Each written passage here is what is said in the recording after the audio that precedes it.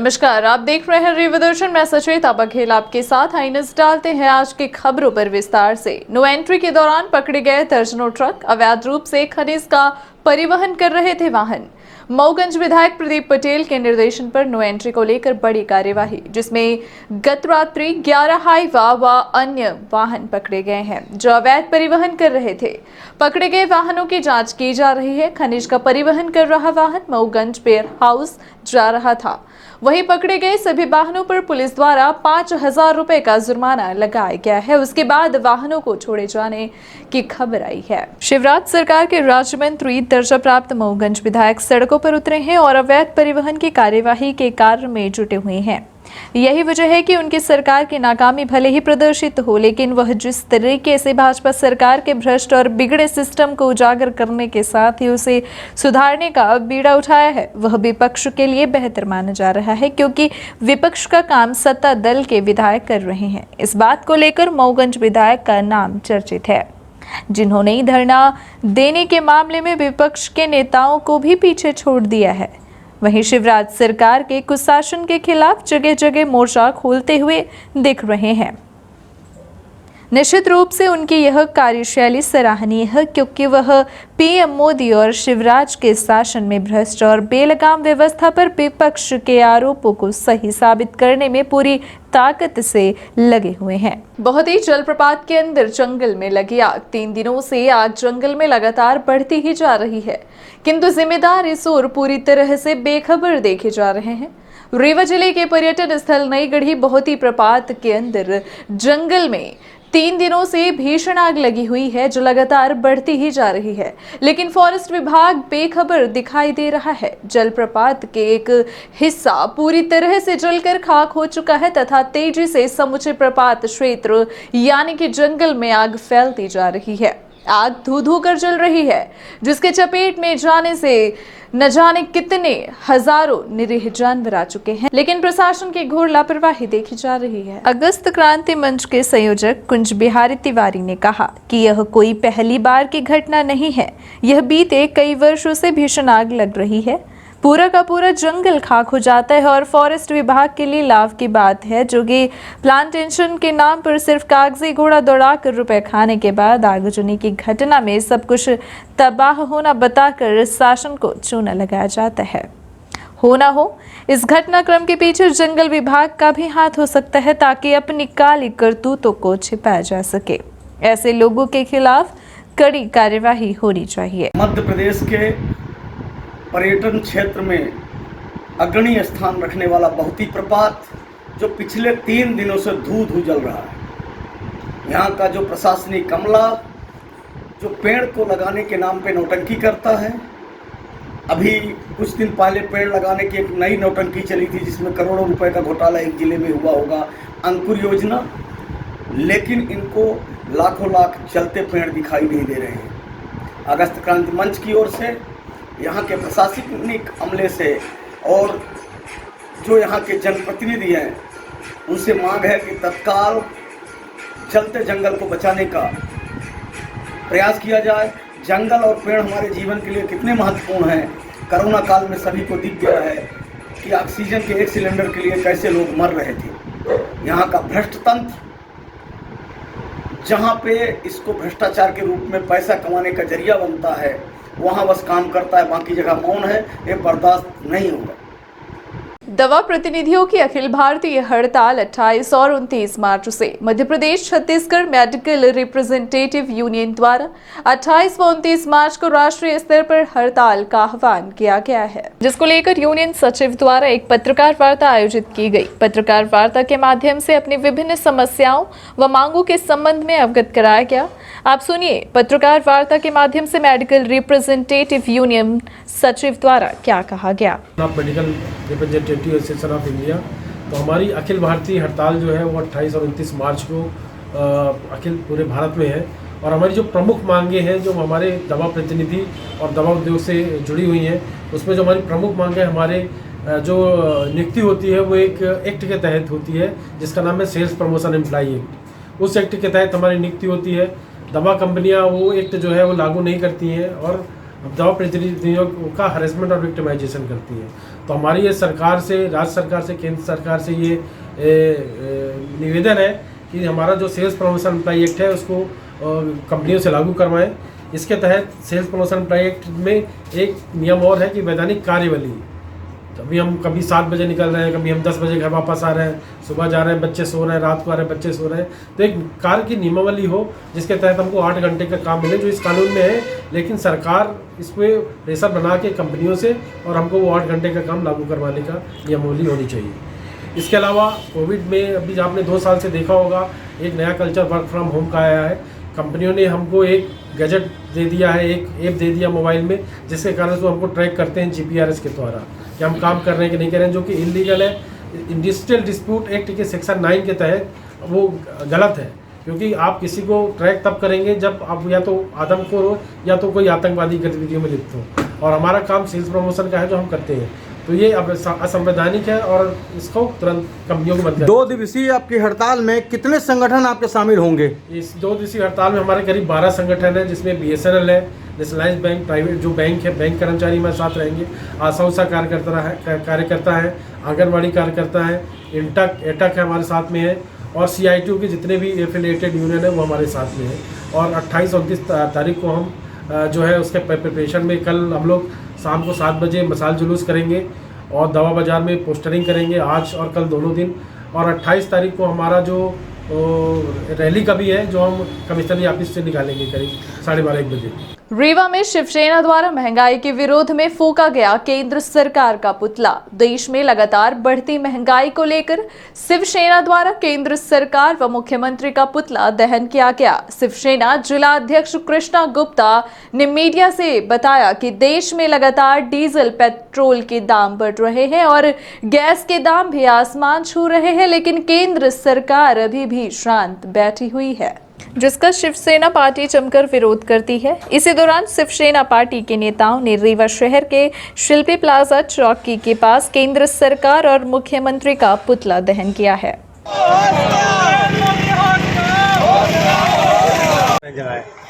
केंद्र सरकार की जन विरोधी नीतियों के विरोध में शिवसेना जिले का रीवा द्वारा पुतला दहन किया गया है। जिस तरह से केंद्र सरकार अपने गफलती बयानों के लिए प्रसिद्ध है, उसी तरह से अपनी गफलती कार्यों के लिए भी प्रसिद्ध हो रही है। आज जिस तरह से केंद्र सरकार में चुनाव के दरमियान पेट्रोल, डीजल, गैस के दामों में रोक रखी गई थी। एक तरफ तो सरकार कहती है कि हमारा इसमें कोई रोक नहीं है, कोई इसमें हमारा हस्तक्षेप नहीं है, ये अपने आप नियंत्रित होती है। तो ये अभी तक ये 2 महीने तक की सरकारें रेट की नियंत्रित क्यों करके रखी हुई थी?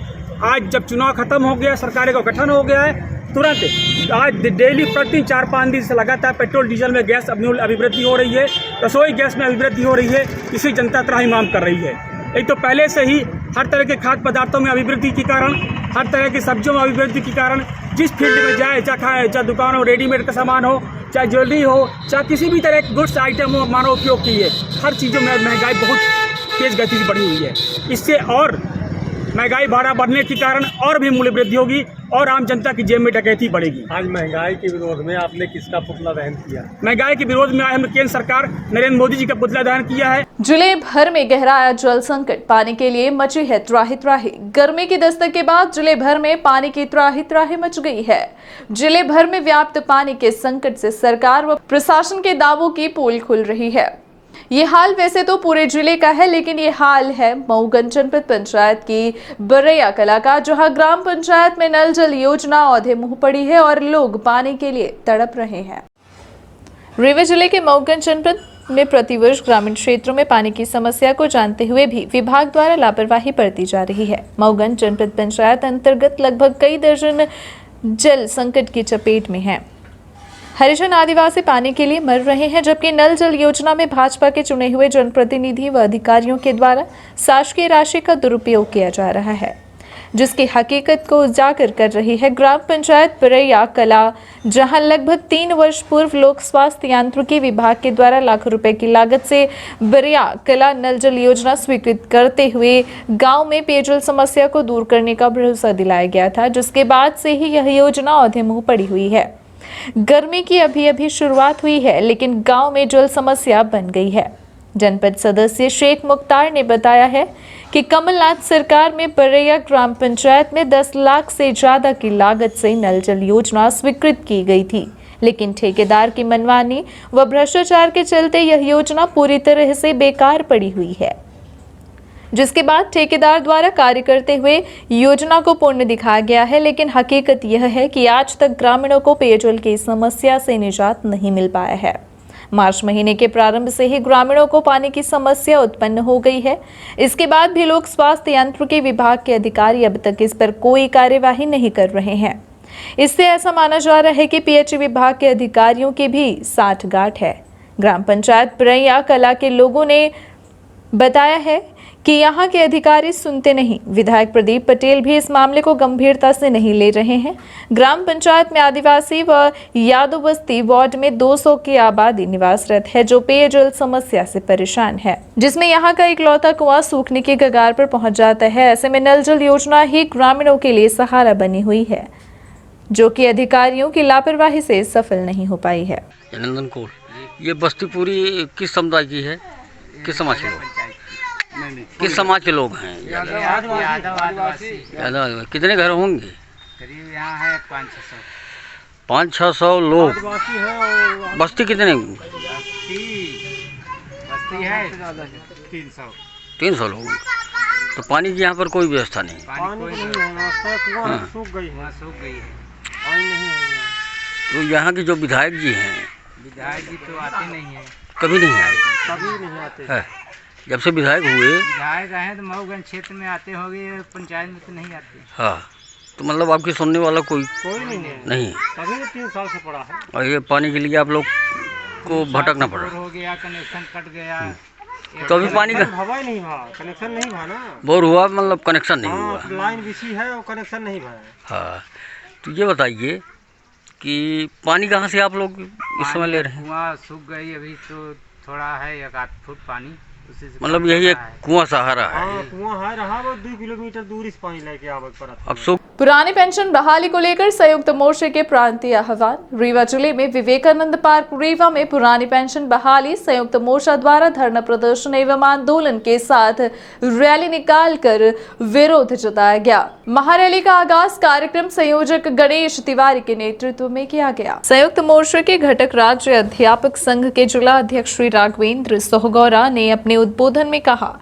कि मध्य प्रदेश में कर्मचारियों के संघर्ष का इतिहास है। कर्मचारी को जब कभी भी कुछ प्राप्त हुआ है वह संघर्ष से ही मिला है और पुरानी पेंशन को भी हम सभी एक होकर के लड़के प्राप्त करेंगे। इसके लिए सभी कर्मचारी संगठन एक हैं और हम सब एक होकर इस लड़ाई को लड़ें। संयुक्त मोर्चा के संयोजक गणेश तिवारी ने अपने उद्बोधन में कहा कि तत्कालीन सरकार ने वर्ष 2004-05 में जो इस देश और प्रदेश के कर्मचारियों के साथ घोर अन्याय किया था, उस अन्याय को धोने के लिए मध्य प्रदेश का कर्मचारी आंदोलनरत है और इस बात की मांग करता है कि देश के मुखिया आदरणीय प्रधानमंत्री महोदय दिल्ली से इस बात की घोषणा करें। इस देश में पुरानी पेंशन बहाल की जाती है और उसी कड़ी में मध्य प्रदेश के माननीय मुख्यमंत्री शिवराज सिंह चौहान जी से भी सविनय निवेदन है कि वह भी दरियादिली दिखाते हुए मध्य प्रदेश के कर्मचारियों की पुरानी पेंशन बहाल करने का कष्ट करें। संयुक्त मोर्चा द्वारा आयोजित 3 चरण में जो आंदोलन है उसका पहला चरण 23 मार्च 2022 को था, जो पूरे प्रदेश के विज्ञापन के माध्यम से आयोजित हुआ, और दूसरा चरण आज 27 मार्च 2022 को जिला में धरना प्रदर्शन है और महारैली के माध्यम से आयोजित हुआ। रीवा जिले के विवेकानंद पार्क में संयुक्त मोर्चा के आह्वान पर हजारों की तादाद में कर्मचारी उपस्थित होकर रैली निकालकर सरकार को संदेश दिया कि अगर जल्द ही इनकी मांगे नहीं मानी गई तो उग्र आंदोलन होगा। कलेक्ट्रेट पहुंचकर तहसीलदार को माननीय मुख्यमंत्री के नाम ज्ञापन भी सौंपा गया और आग्रह किया गया कि यह संदेश मुख्यमंत्री के पास पहुंचना चाहिए और अतिशीघ्र निर्णय होना चाहिए। कार्यक्रम में मातृशक्तियां पर्याप्त मात्रा में आई हुई थी।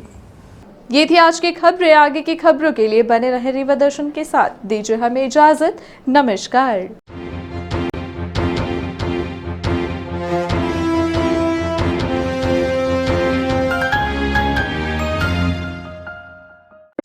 महानगरों के बाद अब आपके शहर रीवा में आ गया है हाई स्पीड के साथ new broadband RailTel,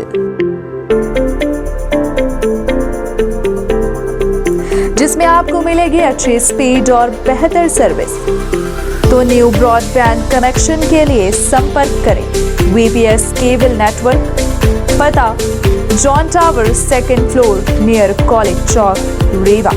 mobile number है 9000992232 और 9425470430। धन्यवाद। Central Academy Primary School, Deen Dayal Dham Colony, Padra invites admission for session 2022-23 from nursery to class 7th. Grab the opportunity of free registration from nursery to class 1st and cashback of Rs 2,500 for first 100 students seeking admission in class 2nd to 7th. Brought to you by Little Hands. For further information, contact our office during school hours. The earlier you start working, the earlier you'll get result.